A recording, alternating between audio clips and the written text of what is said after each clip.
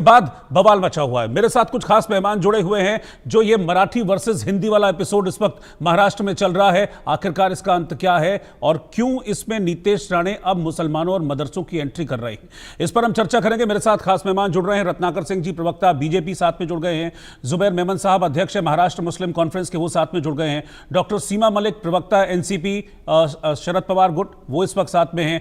मुफ्ती शमान कासमी साहब, मुस्लिम स्कॉलर हैं, वो इस वक्त साथ में हैं। रतन शारदा जी, राजनीतिक विश्लेषक है, वो भी इस वक्त साथ में हैं। आप सभी का मैं बहुत बहुत स्वागत करता हूं। लेकिन रतन शारदा जी, पहले मैं आपके पास आ रहा हूं। आप नीतीश राणे के इस बयान को कैसे देखते हैं इस माहौल में जब हिंदी बोलने वाले को पीटा जा रहा है तो नीतीश राणे सीधे तौर पर चैलेंज दे रहे हैं उद्धव ठाकरे को, राज ठाकरे को, कि तुम लोग एक कम्युनिटी को निशाना बना रहे हो, हिंदी बोलने वालों को निशाना बना रहे हो। जरा हिम्मत है तो बाकियों के पास जाकर देखो, बताएंगे तुमको। और इस पर चुप है राज और उद्धव दोनों।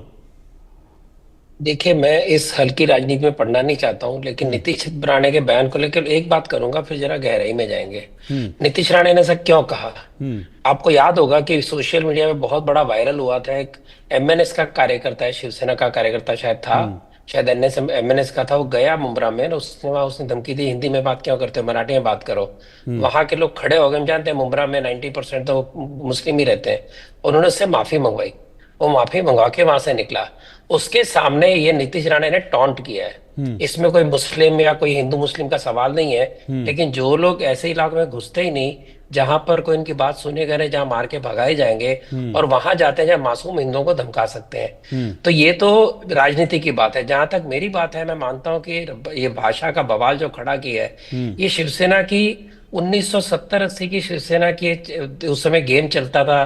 पहले गुजरातियों के विरोध में, बाद में तथाकथित उस समय के मद्रासी कहे जाते, मद्रासी के विरुद्ध में। सारे दक्षिण उनके लिए मद्रासी थे, तो उनको फर्क ही पता नहीं था। उसके बाद में वो एमएनएस का जमाना है तो बिहारियों के पीछे पड़ गए।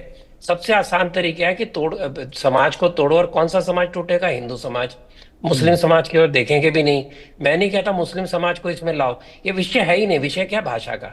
लेकिन जब ये चुनावी तौर पे केवल कुछ लोगों को ये टारगेट करते हैं, तब की ये बात है। और ये भाषा का विवाद बहुत साल पहले गुरुजी ने कहा था, प्रांतीयवाद जो है ये भाषा के ऊपर जब बनेंगे तो देश को तोड़ने का कारण बन सकते हैं। उसका उत्तर हम आज देख रहे हैं।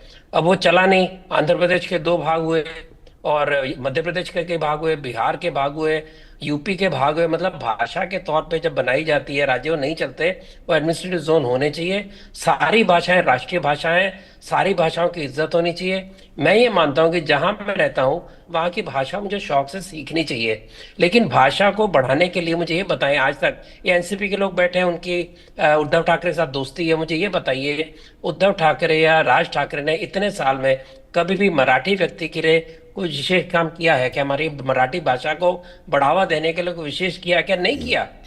हिंदी प्रचारिणी सभा तमिलनाडु के अंदर लाख लोगों को हर साल आज भी हिंदी पढ़ाने के सर्टिफिकेट देती है।